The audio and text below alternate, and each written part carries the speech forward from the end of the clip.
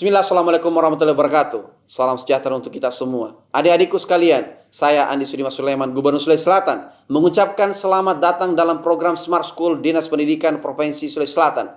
Hari ini adik-adik sekalian akan mengikuti pembelajaran hybrid dalam program Smart School.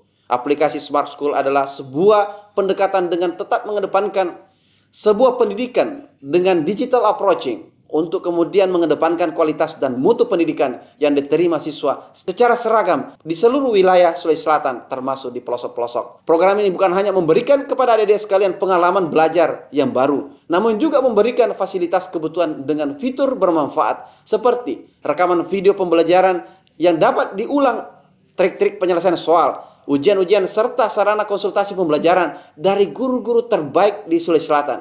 Sering-sering mengakses aplikasi Smart School melalui gawai yang adik-adik sekalian miliki di setiap kesempatan yang dimiliki. Untuk seluruh adik-adikku sekalian yang saya cintai, saya banggakan, selamat belajar dan semoga ilmu yang didapatkan bermanfaat untuk menambah pengetahuan pendidikan adik-adik sekalian. Salam kita pada salam. Assalamualaikum warahmatullahi wabarakatuh. Salam sejahtera untuk kita semua.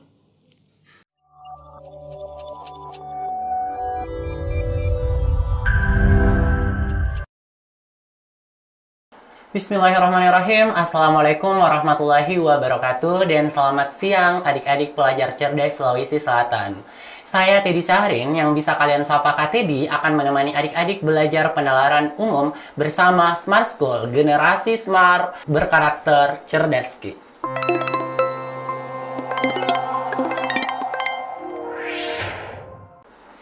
Oke, baik adik-adik.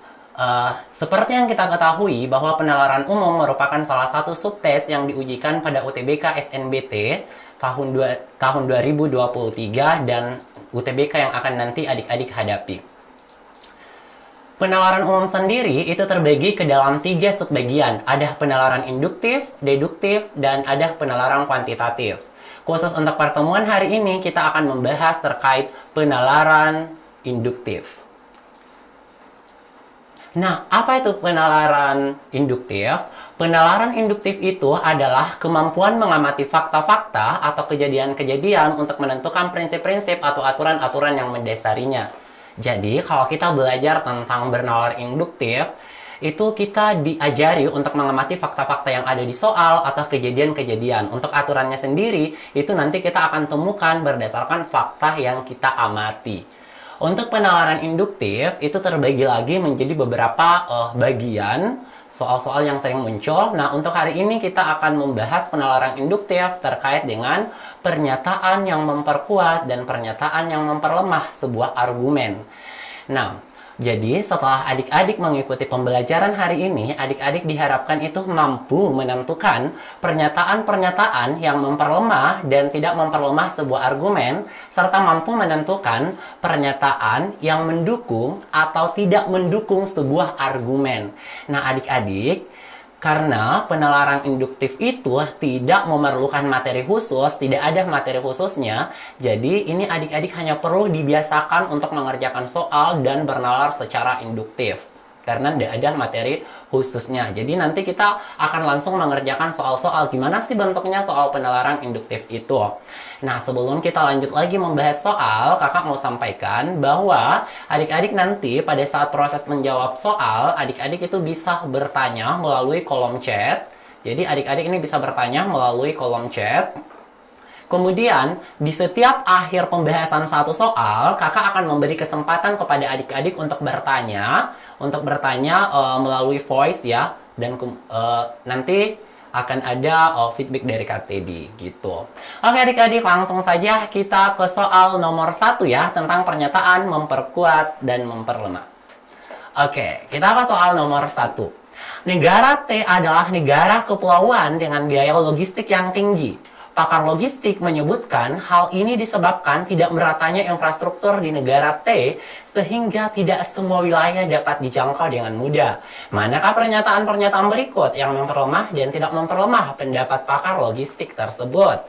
Oke adik-adik ya, jadi yang ditanya di soal ini itu adalah terkait dengan pendapat dari pakar logistiknya adik-adik. Nah, biasanya kalau argumen, kalau ada narasi, baru yang ditanya adalah terkait argumen. Argumennya tuh biasa tempatnya tuh di akhir paragrafnya atau di kalimat terakhir. Nah, kita lihat yang mana sih pendapat pakar logistiknya. Kita lihat ya, pendapat pakar logistiknya itu ada di kalimat terakhir. Pakar logistik menyebut hal ini disebabkan tidak meratanya infrastruktur di negara T sehingga tidak semua wilayah dapat dijangkau dengan mudah. Oke, adik-adik, jadi intinya ini si pakar logistiknya itu bilang bahwa infrastruktur di negara T itu nggak merata loh. Terus semua wilayah tuh dapat dijangkau dengan mudah. Oke, jadi diingat ya bahwa pakar logistiknya menekankan bahwa infrastruktur di negara T itu tidak merata sehingga semua wilayah tidak dapat dijangkau dengan mudah. Nah, adik-adik, yang ditanyakan di soal itu adalah yang memperlemah dan tidak memperlemah adik-adik. Kalau yang memperlemah itu berarti yang kontra dong dengan pendapat pakar logistiknya. Nah, kalau yang tidak memperlemah itu belum berarti tidak memperlemah itu belum tentu dia memperkuat ya. Tapi tidak memperlemah itu artinya bisa saja tidak memperkuat atau tidak relevan dengan pendapat dari pakar logistik tersebut. Nah, adik-adik, kalau ditanya tentang pernyataan yang memperkuat, berarti kita nih mau membantah nih pendapatnya pakar logistik. Sekali lagi, kakak tekankan, pakar logistiknya ini mengatakan bahwa infrastruktur di negara T itu nggak merata. Tidak semua wilayah dapat dijangkau dengan mudah. Nah, cobalah adik-adik untuk membuat kira-kira bagaimana bentuk kalimat yang memperlemah pendapat pakar logistiknya.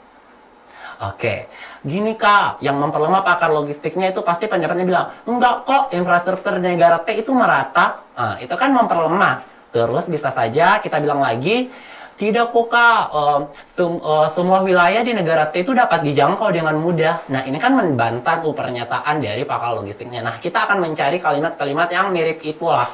Mirip itu yang membantah pendapat dari pakar logistik tersebut. Oke adik-adik, kita langsung saja ke opsinya. Opsinya ini modelnya persis ya, model UTBK SNBT itu seperti ini. Ini salah satu bentuk soal pilihan ganda kompleks, adik-adik.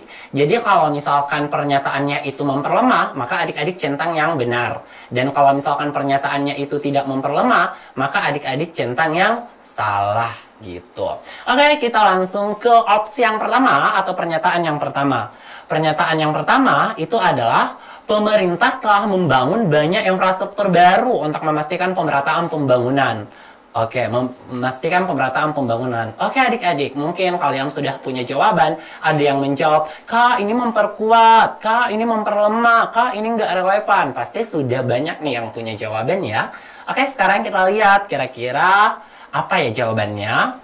Oke. Katanya sih pemerintah itu membangun banyak infrastruktur untuk memastikan pemerataan pembangunan. Nah, ini Kak bilang bahwa, pemerintah itu membangun banyak infrastruktur supaya merata pembangunannya. Jelas sekali kan, ini tuh bertentangan dengan pendapat pakar logistiknya. Karena kan pakar logistiknya bilang, infrastrukturnya di negara T itu nggak merata loh. Sementara pernyataan satu bilang, pemerintah tuh bangun banyak infrastruktur untuk memastikan pemerataan pembangunan. Jelas sekali ya adik-adik, bahwa pernyataan satu ini itu memperlemah pendapat dari pakar logistik. Nah, karena dia memperlemah pendapat dari pakar logistik, tentunya adik-adik harus memilih atau mencentang yang benar adik-adik. Jadi, ini benar memperlemah. Oke adik-adik, sekarang kita nak lanjut ke soal bukan soal nomor 2 ya, pernyataan yang kedua. Oke, adik-adik silahkan lagi ditentukan tuh pilihannya. Apakah dia memperlemah, memperkuat, ataukah tidak relevan gitu. Oke, sekarang kita ke pernyataan 2. Pemerintah memberikan kebijakan insentif pajak bagi industri logistik untuk mengurangi beban biaya. Jadi intinya gini, pemerintah itu memberikan kebijakan insentif pajak. Nah, apakah ini ada kaitannya dengan infrastruktur, dengan pendapat pakar logistik? Teman-teman harus ingat ya, pakar logistiknya itu cuma membahas tentang infrastruktur di negara T dan ketidakmampuan menjangkau seluruh wilayah yang ada di negara T dengan mudah. Nah, pernyataan 2 membahas tentang kebijakan insentif pajak. Jelas sekali ya bahwa pernyataan 2 ini nggak ada kaitannya tuh dengan pendapat pakar logistiknya. Jadi, karena ini nggak berkaitan, jadi ini tuh tidak relevan gitu teman-teman ya. Jadi, kita akan menjawab ini tidak relevan. Karena dia tidak relevan atau tidak berkaitan, maka teman-teman itu harus menjawab opsi yang salah karena dia ini tidak memperlemah. Oke, jadi macam tuh sangat gampang ya soal-soal penalaran umum. Oke, sekarang kita ke pernyataan yang ketiga. Adik-adik tuh bisa lagi tuh tentukan jawabannya. Mau pilih soal, mau menjawab apa lagi? Memperlemah ataukah tak memperlemah gitu. Pernyataan yang ketiga ya. Masyarakat memilih menggunakan jasa logistik saat berada pada pulau yang sama gitu.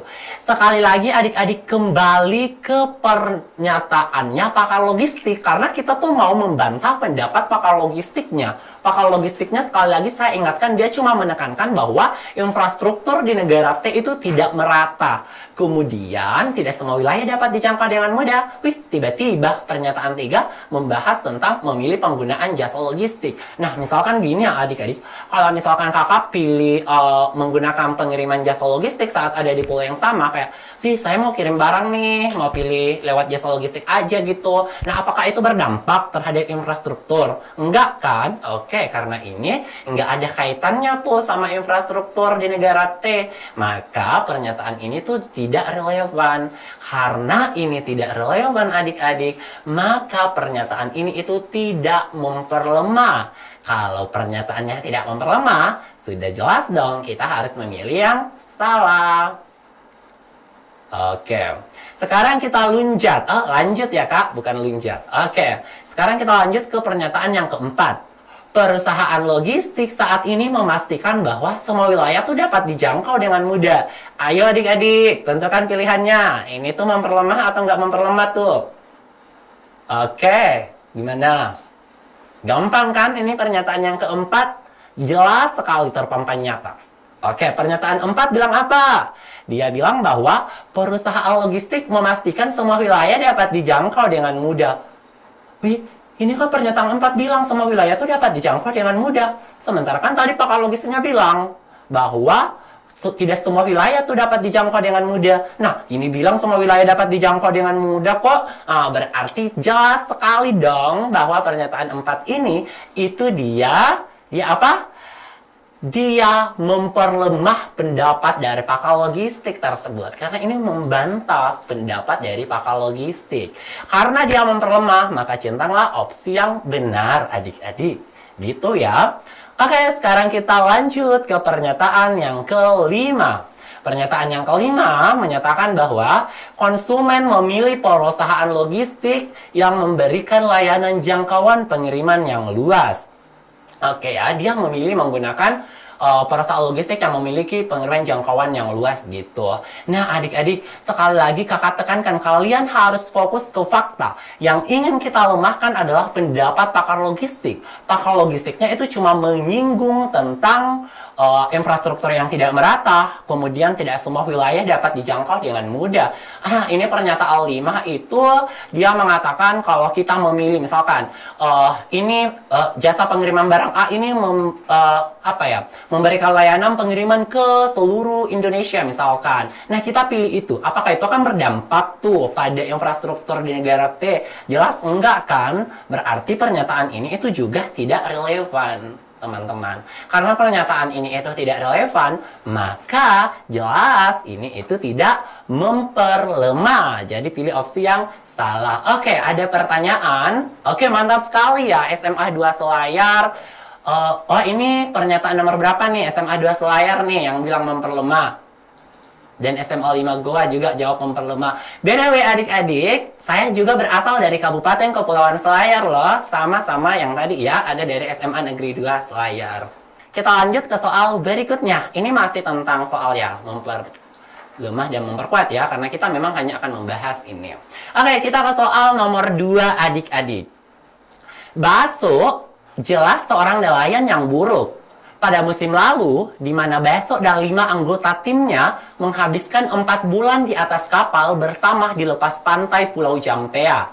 jumlah ikan hasil tangkapan Baso lebih sedikit dibanding rekan satu timnya. Manakah pernyataan berikut yang benar, yang paling memperlemah argumen di atas? Oke adik-adik, kita fokus lagi nih ke pertanyaannya apa? Oke, pertanyaannya itu kita diminta mencari pernyataan yang paling memperlemah argumen. Jadi lagi-lagi kita nih mau memperlemah argumen dari tulisannya ya. Kita lihat nih, apa-apa ya. Oke, kita lihat argumennya apa.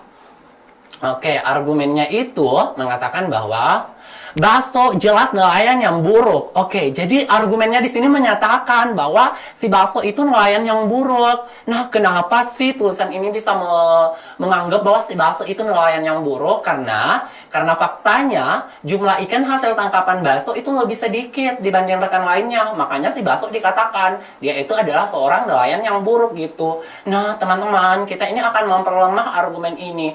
Nah, kalau kita mau memperlemah argumen ini, tentu argumen yang memperlemahnya adalah enggak kok, Baso itu bukan nelayan yang buruk.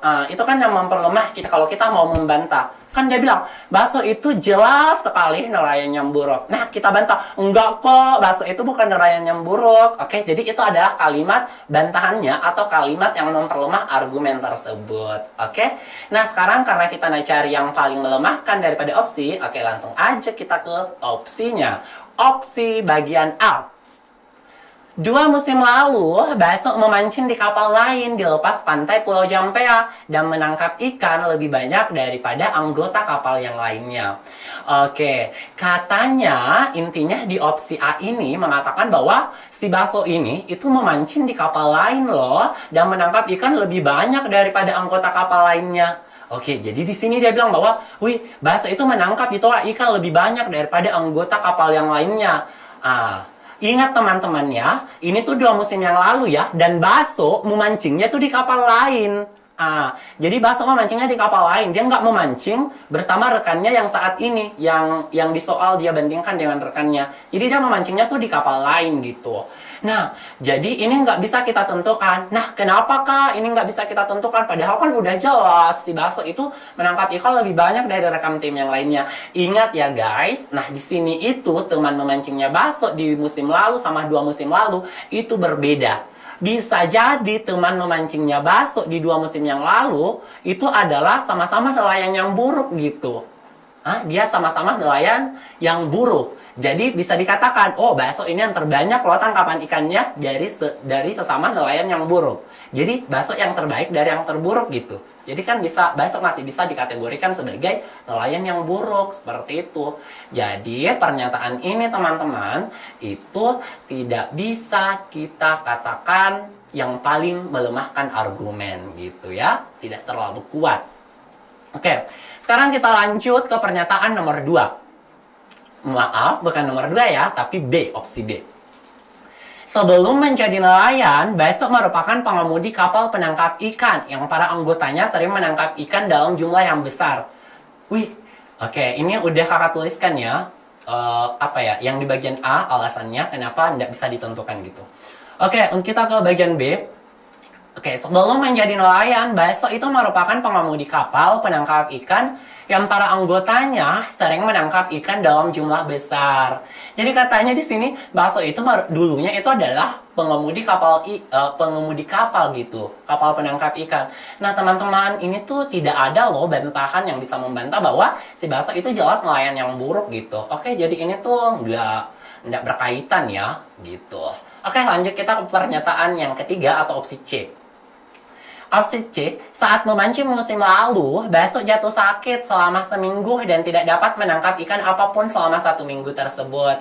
Nah, ini itu tidak bisa kita katakan, tidak bisa kita katakan memperlemah. Kenapa? Karena si Basonya itu kan cuma sakit 1 minggu. Jadi walaupun kita bilang wajar lah si Baso itu tangkapannya sedikit, kan dia tuh kan sakit 1 minggu loh. Jadi wajar kalau tangkapannya sedikit. Nah ingat teman-teman, ini waktunya itu 4 bulan loh, 4 bulan. Nah 4 bulan itu kan terdiri dari beberapa minggu ya. Nah Baso kan sakitnya cuma 1 minggu. Berarti masih ada waktunya sekitaran 4 bulan kurang 1 minggu dong waktu untuk menangkap ikannya. Jadi di situ si Baso seandainya dia itu adalah bukan nelayan yang buruk, nah pasti dia bisa menangkap ikan dong lebih banyak dari temannya. Setidaknya samalah dengan temannya. gitu. Jadi ini tidak bisa kita katakan bahwa pernyataan ini itu memperlemah argumen di atas. Oke, kita ke pernyataan yang opsi D. Musim lalu, atas perintah kaptennya, besok memancing dengan menggunakan umpan percobaan yang berbeda dengan umpan teman rekan lainnya. Oke. Jadi, di sini dia menekankan bahwa si Baso itu pada musim lalu itu dia memancing menggunakan umpan percobaan berbeda dengan rekan yang lainnya. Nah, teman-teman, apakah ini bisa melemahkan atau tidak? Oke, bisa melemahkan atau tidak? Oke, kita lihat ya. Si Baso katanya memancing menggunakan umpan percobaan yang berbeda dengan umpan rekannya. Nah, ini tuh sebenarnya bisa digunakan untuk membantah teman-temannya. Kan alasan Baso dijuluki sebagai nelayan yang buruk itu karena jumlah hasil tangkapan Baso itu lebih sedikit jika dibanding satu rekannya. Nah, opsi D ini bisa menjadi bantahan loh. Wih, wajar dong si Baso itu hasil tangkapannya sedikit dibanding teman yang lain. Soalnya umpan yang digunakan Baso itu berbeda loh dari umpan yang digunakan sama temannya. Umpan yang digunakan Baso ini adalah umpan percobaan yang kita belum ketahui apakah umpannya Baso ini disukai sama ikan atau tidak gitu. Jadi ini bisa menjadi alasan kenapa si Baso hasil tangkapannya sedikit, karena itu dia menggunakan umpan yang percobaan yang kita belum tentu tahu apakah ini efektif ataukah bagus untuk digunakan sebagai umpan ikan gitu, karena kan umpannya umpan percobaan gitu. Jadi tidak boleh dikatakan tuh Baso sebagai nelayan yang buruk karena itu umpannya yang berbeda dari temannya gitu. Jadi pernyataan ini itu yang paling melemahkan argumen di atas ya teman-teman. Oke, kalau yang E, di antara komunitas nelayan di Pulau Jampea, Baso memiliki reputasi sebagai nelayan yang sangat buruk. Wih teman-teman, ini jelas memperkuat argumen ya, karena secara spontan dia katakan, memang itu si Baso nelayan yang buruk. Nah, gitu. Jadi ini dia justru memperkuat argumen teman-teman. Karena yang ditanya adalah yang paling melemahkan argumen teman-teman, maka jawaban yang paling cocok untuk menjawab soal ini itu adalah opsi delta. Oke, aman ya? Kalau aman, kita lanjut ke soal nomor 3. Oke, soal nomor 3 ya. Oke teman-teman nih sudah bisa tentukan nih, sudah bisa baca soalnya dan tentukan oh ini memperkuat ataukah memperlemah atau gimana gitu. Sudah bisa ditanda-tandai ya teman-teman. Sambil nanti kakak akan jelaskan sama kalian. Oke, soalnya nomor 3. Pemanfaatan teknologi energi terbarukan yang ramah lingkungan makin meningkat saat ini. Ahli teknologi menyebutkan bahwa saat ini teknologi listrik panel surya banyak digunakan oleh konsumen rumah tangga. Manakah dari berikut ini jika benar yang paling memperlemah dan tidak memperlemah pendapat ahli teknologi tersebut? Jadi lagi-lagi teman-teman, kita mau memperlemah pendapat ahli teknologi. Nah, apa yang dikatakan oleh ahli teknologinya? Ahli teknologinya bilang bahwa teknologi listrik panel surya banyak digunakan oleh konsumen rumah tangga. Intinya teman-teman, di sini itu adalah banyak digunakan oleh konsumen rumah tangga. Intinya banyak. Ditekankan di kata banyak teman-teman. Dia bilang teknologi panel surya banyak digunakan oleh konsumen rumah tangga gitu. Nah, pertanyaannya mana yang jika benar memperlemah dan tidak memperlemah? Ingat teman-teman ya, tidak memperlemah itu belum tentu memperkuat ya, tapi bisa jadi itu tidak relevan dengan argumennya atau pendapatnya. Oke, sekarang kita fokus lagi nih, kembali ke pendapat ahlinya. Sekali lagi, pendapat ahlinya menekankan bahwa teknologi panel surya banyak digunakan oleh konsumen rumah tangga. Dia bilang, banyak tuh digunakan oleh konsumen rumah tangga. Berarti kalimat yang memperlemah argumen tersebut adalah enggak kok, teknologi listrik panel surya tuh enggak banyak digunakan oleh konsumen rumah tangga. Oke, jadi itu kalimat bantahannya, tidak banyak digunakan gitu. Oke adik-adik, langsung saja kita ke pernyataan nomor 1. Sekali lagi, ini adalah bentuknya adalah pilihan ganda kompleks. Pernyataan 1. masyarakat dapat melakukan penghematan ketika menggunakan listrik panel surya.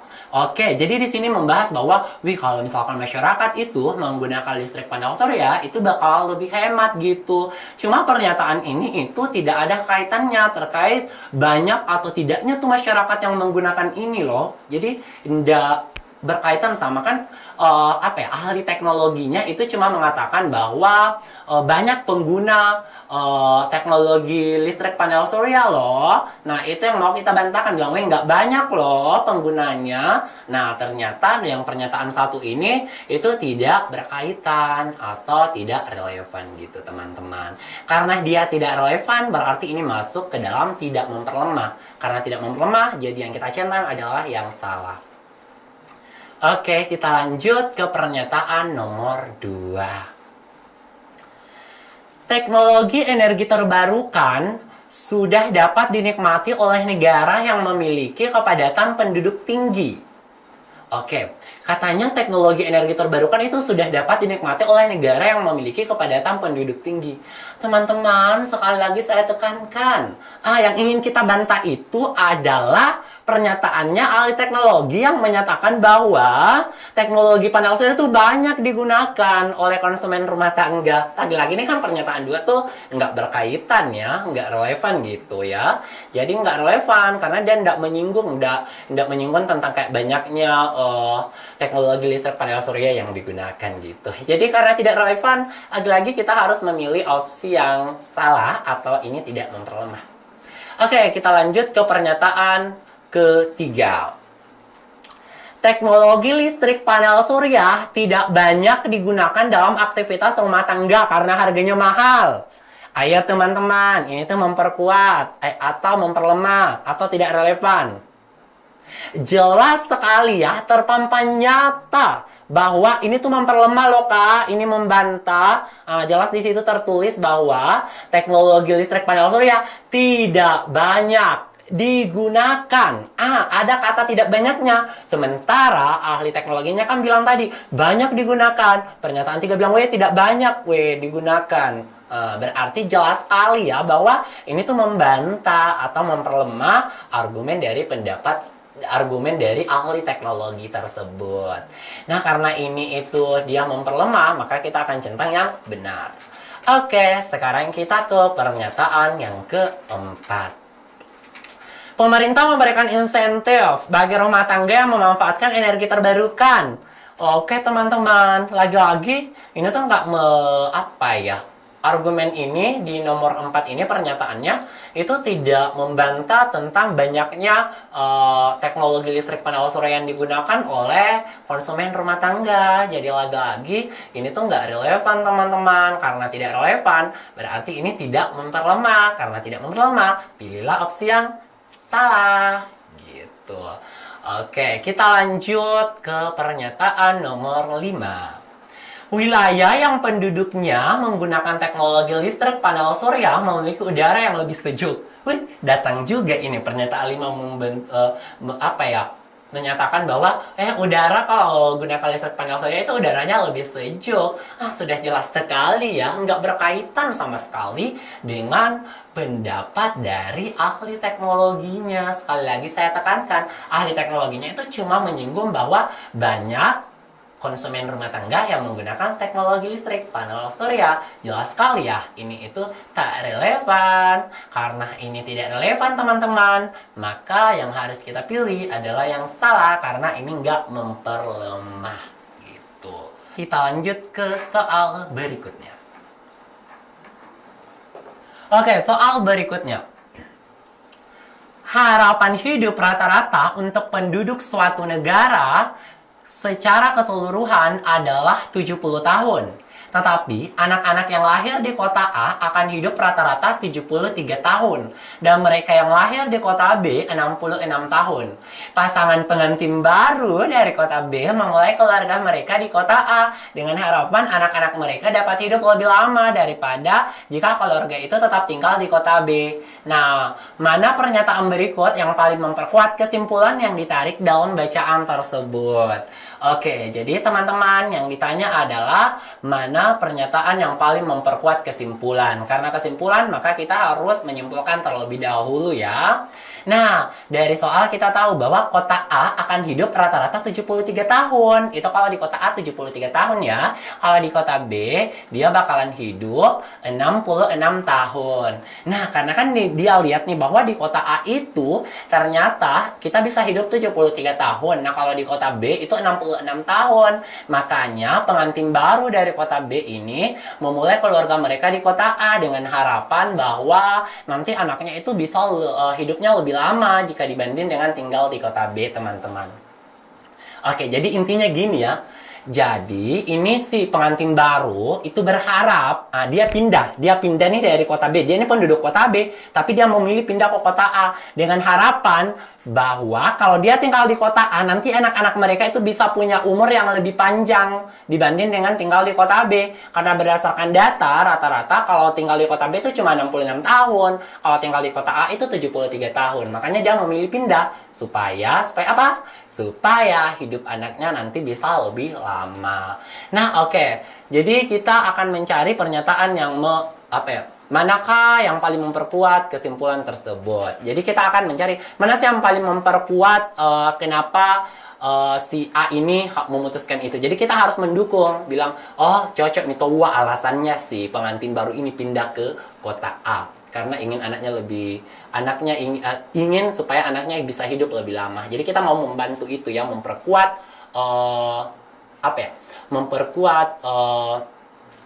langkah yang diambil oleh keluarga pengantin baru ini. Oke, yang pertama dia mengatakan bahwa kepadatan penduduk di kota A akan meningkat sehingga angka harapan hidup di kota A akan menurun. Oke teman-teman, jadi katanya angka harapan hidup di kota A itu akan menurun.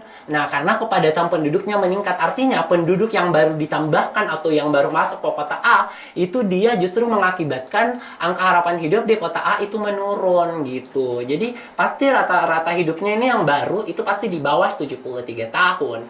Nah, jadi kan tadi harapannya dia itu pindah ke kota A supaya harapan hidupnya itu meningkat ya, anaknya itu bisa hidup lebih dibanding dengan di kota B. Nah, di sini jelas bahwa angka harapan hidup di kota A itu justru menurun, teman-teman. Nah, karena angka harapan hidup di kota A menurun, maka ini itu tidak bisa memperkuat argumen tersebut. Nah, oke. Sekarang kita ke pernyataan B. Faktor lingkungan di kota A cenderung mendukung untuk memiliki umur yang panjang daripada di kota B. Oke, faktor lingkungan di kota A cenderung mendukung untuk memiliki umur yang panjang daripada kota B. Jadi faktor lingkungannya mendukung nih. Jadi dia bilang, oh lingkungan di A ini itu mendukung buat kita punya umur yang lebih panjang dibanding kalau kita tinggal tuh di B. Oke, itu pernyataannya. Jadi ini bisa memperkuat ya teman-teman. Cuma kita akan mencari yang paling memperkuat. Oke, yang bagian C. 15% dari semua orang di kota B yang pindah ke kota A hidup lebih lama dari 73 tahun. Teman-teman, cuma 15%. 15% itu apa artinya? 15 dari 100 orang. Jadi kalau ada 100 orang, cuma 15 yang hidupnya itu lebih dari 73 tahun. Cuma 15 orang yang hidupnya lebih dari 73 tahun. Artinya 85 itu di bawahnya 73. Bisa jadi juga di bawahnya lagi 66, teman-teman. Seperti itu. Jadi alasannya buat pindah itu bisa saja nggak tercapai karena peluangnya untuk hidup di bawah 73 tahun itu justru lebih besar karena peluangnya itu 85% loh untuk hidup di bawah 73 tahun umurnya. Oke, kita ke pernyataan. Jadi ini C nggak bisa memperkuat ya. Oke, kita ke pernyataan D, opsi D. Selama beberapa tahun terakhir, harapan hidup rata-rata di kota B telah meningkat pada tingkat yang lebih tinggi dari kota A. Wih, katanya angka harapan hidup di kota B itu meningkat, justru lebih tinggi loh daripada di kota A. Jadi alasan untuk pindahnya itu justru alasan untuk pindahnya itu tidak tepat ya. Justru kalau dia di kota B justru bakal lebih tinggi loh harapan hidupnya dibanding dengan ketika di A gitu. Jadi ini jelas memperlemah ya. Oke, yang ke E, studi menunjukkan bahwa harapan hidup rata-rata di kota A yang pindah secara permanen ke kota B kira-kira sama dengan orang di kota A yang tetap memilih tinggal di kota A. Jadi katanya orang yang Jadi katanya harapan hidup rata-rata orang yang tinggal memang di kota A maupun orang dan memilih tinggal di kota dari A pindah ke B, kemudian dari A pindah tetap di A, itu katanya sama rata-rata hidupnya. Berarti faktor lingkungan di kota A dan di kota B itu ya sama-sama angka harapan hidup. Faktor lingkungan itu nggak mempengaruhi kalau kita lihat dari pernyataan E gitu. Jadi baik tinggal di A, baik tinggal di B, angka harapan hidupnya itu bakalan sama aja gitu ya. Jadi ini nggak relevan. Jadi D ya. Oke, SMA 22 Makassar menjawab D. SMA 2 Bone juga menjawab D. Oke, mantap ya adik-adik. Nah, berdasarkan penjelasan yang tadi kakak jelaskan, yang paling mendukung itu adalah opsi yang B. Kenapa kak? Kenapa bukan D? Kenapa bukan D? Ingat, selama beberapa tahun terakhir, harapan hidup rata-rata kota B meningkat pada tingkat yang lebih tinggi daripada kota A. Artinya apa? Harapan hidup di B itu justru lebih tinggi sekarang dibanding dengan di A. Nah, tadi kan pengantin barunya ini dia mau pindah dari B ke A. Harapannya kalau dia tinggal di A, nanti dia bakalan hidup lebih lama. Nah, kan berdasarkan argumen di D itu justru, argumen di opsi D itu dia justru apa? Justru mengatakan bahwa di B itu lebih lama loh harapan hidupnya dibanding kalau tinggal di A. Oke, jadi kalau opsi D ini tuh dia memperlemah. Fokus ke soal nih. Di soal kan kita mau cari yang memperkuat. Jadi yang paling memperkuat itu adalah opsi yang B. Yaitu faktor lingkungan di A cenderung mendukung memiliki umur yang panjang daripada di kota B. Jadi, ini pengantin baru kalau misalkan dia tetap tinggal di A, umurnya itu ya 66 aja. Tapi kalau misalkan dia pindah ke A karena faktor lingkungannya mendukung untuk hidup lebih lama, maka hidupnya pasti bakal lebih lama. Jadi ini yang mendukung alasan kenapa pasangan pengantin baru tersebut ingin hidup kembali di kota A. Kita lanjut nih ke soal nomor 5. Oke, nomor 5 ya. Di SD Marege terdapat program ekstra sekolah yang disebut program anak alam. Anak-anak yang mengikuti program anak alam memiliki rasa ingin tahu yang lebih besar daripada anak yang tidak mengikuti program tersebut. Menurut para ahli, hal tersebut disebabkan oleh program anak alam yang memungkinkan anak untuk menjelajahi alam. Manakah pernyataan berikut yang akan memperkuat dan tidak memperkuat argumen ahli tersebut? Oke, adik-adik, kita langsung saja ke pertanyaannya. Jadi yang akan kita cari adalah pernyataan yang memperkuat dan tidak memperkuat argumen ahli. Ingat ya, kalau yang memperkuat itu berarti yang mendukung pendapat ahlinya, dan yang tidak memperkuat argumen itu bisa saja yang membantah pendapat ahlinya atau tidak relevan dengan pendapat ahlinya atau tidak berkaitan dengan pendapat ahlinya. Oke, teman-teman, karena lagi-lagi yang ditanya adalah pendapat ahlinya ya, berarti kita harus cari tahu di mana tuh argumen ahlinya. Jadi argumen ahlinya mengatakan bahwa, ini ya ada di kalimat terakhir nih, menurut para ahli, hal tersebut disebabkan oleh program anak alam yang memungkinkan anak untuk menjelajahi alam. Hal tersebut apa yang dimaksud? Hal tersebut adalah rasa ingin tahunya anak yang ikut program anak alam itu lebih besar daripada anak yang tidak ikut program tersebut. Jadi intinya di sini kan fakta yang terjadi di lapangan. Ingat ya, sekali lagi kan ini penalaran induktif. Jadi kita berdasarkan fakta-fakta yang disediakan di soal. Fakta yang di soal itu dia bilang mengatakan bahwa rasa ingin tahu anak yang ikut program anak alam itu lebih tinggi loh dibanding dengan anak yang tidak mengikuti program tersebut. Nah, ini sih ahlinya mengatakan itu disebabkan karena anak alam itu memungkinkan anak untuk menjelajahi alam. Jadi itu intinya ya. Oke, artinya apa? Artinya program anak alam karena memungkinkan anak menjelajahi alam sehingga rasa ingin tahunya meningkat. Jadi ahlinya berpendapat bahwa menjelajahi alam dapat meningkatkan rasa ingin tahu anak. Seperti itu. Oke, sekarang kita ke pernyataan nomor 1 ya teman-teman. Program anak alam dilakukan di SD Marege secara rutin sejak SD itu berdiri. Teman-teman, oke, ini kita tidak bisa tentukan apakah ini itu dia berkaitan, apakah ini itu dia memperkuat atau memperlemah, karena ini tuh tidak berkaitan, oke? Ini tuh tidak berkaitan dengan pendapatnya. Jadi kalau di pendapat ahlinya itu, ahlinya itu cuma menekankan hubungan antara kegiatan menjelajahi alam dengan rasa ingin tahu. Jadi kayak dilaksanakannya program anak ini sejak anak SD itu berdiri, ini tidak tepat ya, gitu. Jadi nggak berkaitan gitu. Oke, sekarang kita ke pernyataan yang kedua. Oke, guru-guru di SD Marege menyarankan anak-anak untuk mengikuti program anak alam. Jadi yang kedua ini cuma guru itu menyarankan, anak kamu harus ikut nih program anak alam gitu. Nah ini kan tidak bisa menjadi tidak bisa kita gunakan untuk memperkuat argumen bahwa kalau menjelajahi alam itu rasa ingin tahunya bisa tinggi. Karena di sini guru baru menyarankan gitu. Jadi ini juga tidak berkaitan ya. Oke, tidak berkaitan ya pernyataan 2 dengan argumen. Karena ini nggak berkaitan dengan argumen, maka yang akan kita pilih ya tidak memperkuat dong. Berarti pilih yang salah. Oke, sekarang pernyataan yang ketiga. Anak yang mengikuti program anak alam sering bertanya selama sekolah. Selama belajar. Oke. Jadi katanya anak yang ikut program anak alam itu sering bertanya selama belajar. Nah kan kalau sering bertanya itu artinya anak itu punya rasa ingin tahu yang tinggi dong. Nah ini tuh menjelaskan tentang relasi antara program anak alam atau relasi antara anak yang menjelajahi alam dengan rasa ingin tahunya gitu. Karena ini menjelaskan tentang relasinya dan sudah terpampang nyata bahwa yang ikut program anak alam itu sering bertanya selama belajar. Artinya apa? Yang ikut program anak alam itu mempunyai rasa ingin tahu yang tinggi sesuai dengan pendapat ahli. Jadi ini jelas memperkuat teman-teman. Karena ini memperkuat, maka kita akan memilih opsi yang benar gitu. Oke, sekarang kita ke pernyataan yang keempat.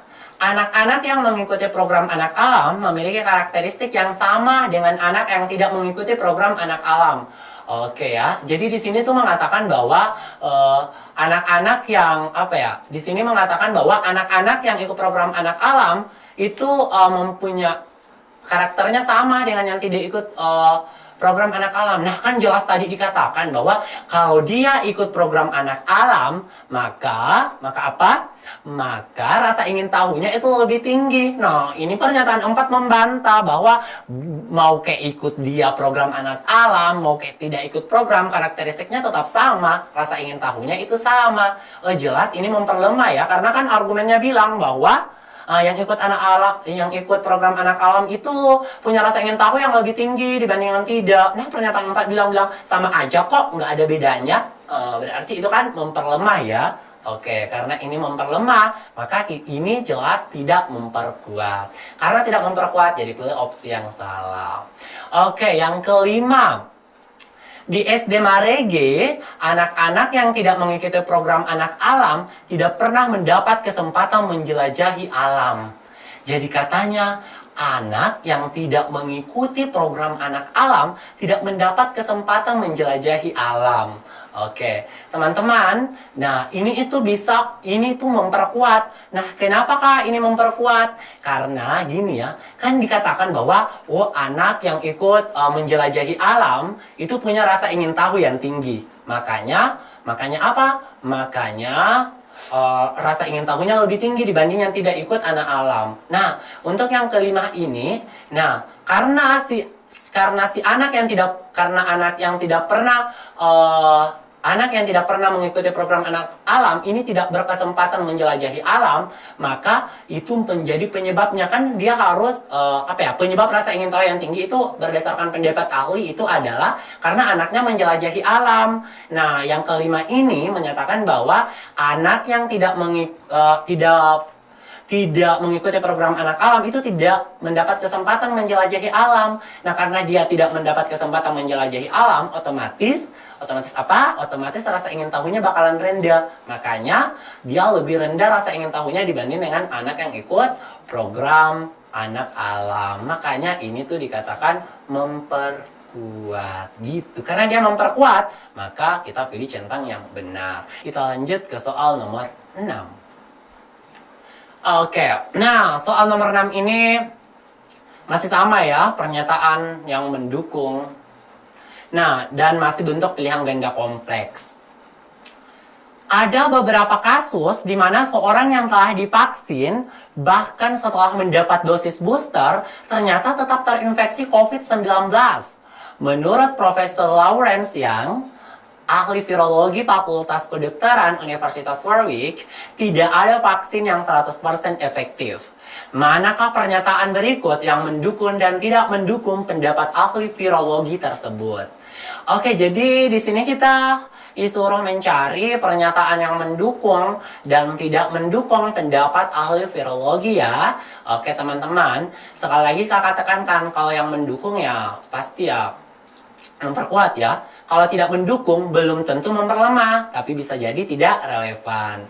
Nah, kita mau mendukung pendapat ahli virologi. Nah, apa sih yang dikatakan oleh ahli virologi? Nah, teman-teman sekali lagi kakak katakan, pada umumnya ya, oke, pada umum atau sering sekali pendapat itu selalu ada di akhir paragraf atau di kalimat terakhir. Tapi ini pada umumnya ya, tapi nggak semua artinya ya. Ada juga beberapa berarti yang bisa jadi di awal pendapatnya gitu. Oke, kita langsung saja ke pendapatnya ahli virologinya. Jadi ahli virologinya ini berpendapat bahwa tidak ada vaksin yang efektif 100% gitu. Jadi intinya itu aja ya, bahwa tidak ada vaksin yang 100% efektif. Oke, sekarang kita ke pernyataan yang pertama teman-teman.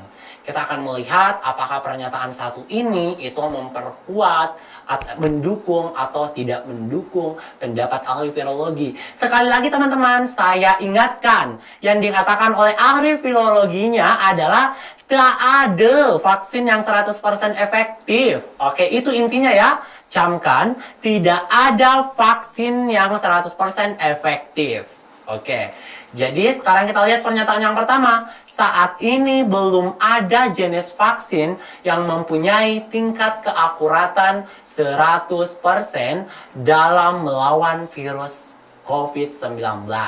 Jadi intinya di sini dia bilang, belum ada tuh vaksin yang mempunyai tingkat keakuratan 100%. Jelas ini kan mendukung tuh pendapat dari ahli virologi ya, terpampang nyata sekali bahwa dia tuh mendukung. Karena dia bilang tidak ada yang akurat 100%, sementara ahli virologinya bilang tidak ada vaksin yang 100% efektif. Ini tuh sama aja ya teman-teman.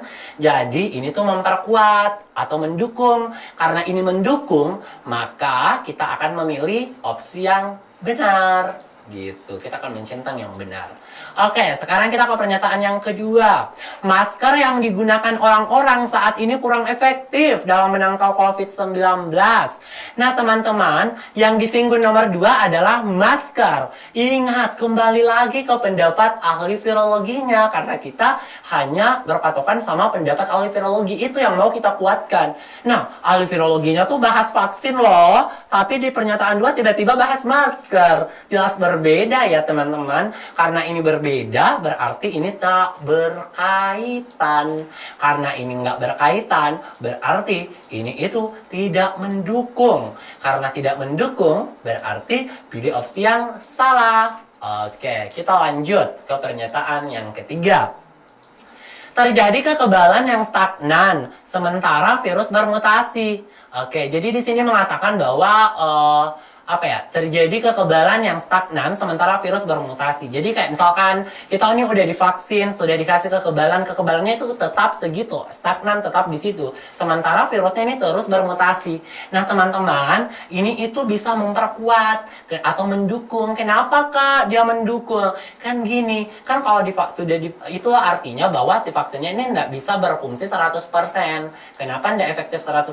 Karena si virusnya terus bermutasi. Sementara kekebalan yang diberikan dari vaksin itu stagnan di situ, seperti itu. Jadi ini memperkuat ya, ini sebagai alasan kenapa vaksinnya tidak 100% efektif, karena virusnya bermutasi sementara kekebalannya stagnan gitu. Jadi pernyataan ini itu mendukung, karena dia mendukung jadi kita pilih yang benar. Oke, sekarang kita lanjut ke yang keempat.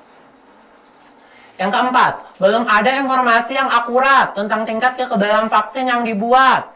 Nah, jelas-jelas nih ahli virologinya itu bilang bahwa tidak ada vaksin yang 100% efektif. Nah, itu artinya kan udah ada informasi. Sementara pernyataan 4 bilang belum ada tuh informasi. Nah, sementara ahli virologinya sudah menyatakan informasinya, sudah memberikan informasi. Oke, berarti ini itu dia memperlemah atau tidak mendukung. Karena ini tidak mendukung teman-teman, maka kita pilih yang salah. Oke, sekarang kita ke pernyataan yang kelima. Menurunnya kekebalan orang yang sudah mendapat vaksin. Katanya kekebalan orang yang sudah divaksin itu menurun. Nah kan yang mau kita dukung itu cuma pernyataan yang bilang vaksin itu tidak ada vaksin yang 100% efektif. Jadi menurunnya kekebalan itu tidak ada kaitannya, nggak berkaitan ya. Jadi ini tidak mendukung. Jadi yang akan kita pilih adalah opsi yang salah. Oke, kita lanjut ke soal nomor 7. Sudah menjadi kepercayaan umum bahwa radiasi dari penggunaan ponsel dapat meningkatkan risiko terkena kanker. Namun, sejak dekade terakhir, jumlah pengguna ponsel telah meningkat 8 kali lipat, sedangkan kematian akibat kanker otak telah berkurang setengahnya. Oleh karena itu, dapat dikatakan bahwa kepercayaan ini adalah mitos, kata CEO sebuah perusahaan ponsel. Manakah dari pernyataan-pernyataan berikut yang memperlemah pendapat CEO tersebut? Oke, teman-teman mungkin bisa memberikan jawabannya. Mau pilih A, B, C, atau D, atau E. A itu mengatakan, menurut banyak penelitian terjadi kanker yang... menurut banyak penelitian terjadinya kanker tidak bergantung pada kedekatan seseorang dengan sumber radiasi seperti menara transmisi.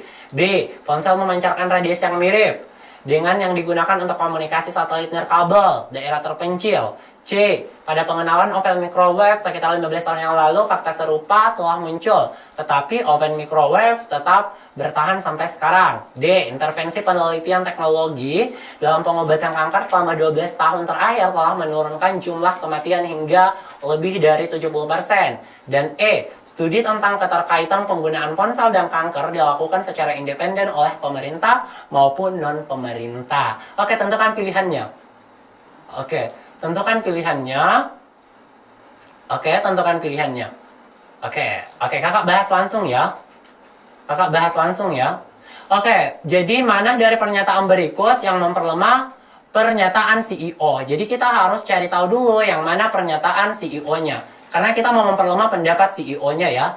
Jadi sudah menjadi kepercayaan ini adalah mitos, kata CEO. Kepercayaan apa sih? Kepercayaan umum bahwa radiasi dari penggunaan ponsel dapat meningkatkan risiko terkena kanker.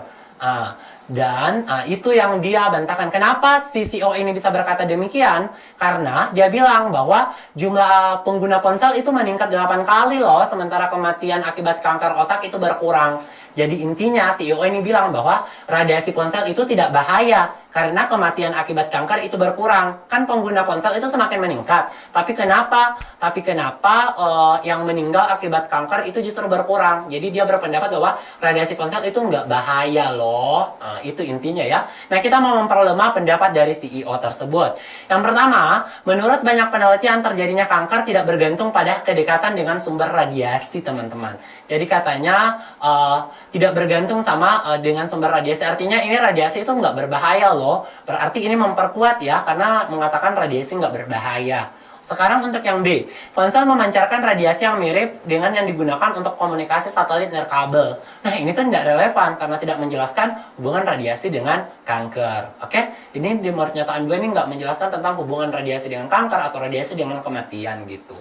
Sekarang yang bagian C, pada pengenalan oven microwave sekitar 15 tahun yang lalu, fakta serupa telah muncul tetapi oven microwave tetap bertahan. Jadi membahas tentang oven microwave, jadi nggak relevan. Bagian D, intervensi penelitian dan teknologi dalam pengobatan kanker selama 12 tahun terakhir telah menurunkan jumlah kematian hingga lebih dari 70%. Jadi teman-teman, ini bisa menjadi alternatif jawaban yang memperlemah pendapat CEO. Enggak kok, radiasi ponsel itu berbahaya.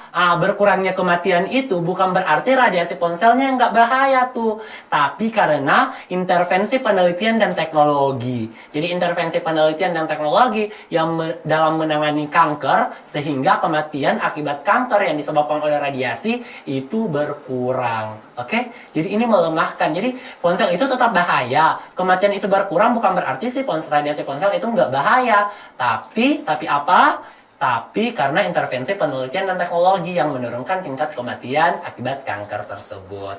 Jadi sudah jelas ya, yang memperlemah pendapatnya itu adalah opsi delta. Nah, kalau yang E, studi tentang keterkaitan penggunaan ponsel dan kanker dilakukan secara independen oleh pemerintah maupun non-pemerintah, ini itu tidak relevan. Oke, pertemuan kita hari ini cukup sampai di sini. Terima kasih atas perhatiannya. Dan saya doakan semoga adik-adik nanti bisa lolos masuk PTN impiannya. Terima kasih. Assalamualaikum warahmatullahi wabarakatuh.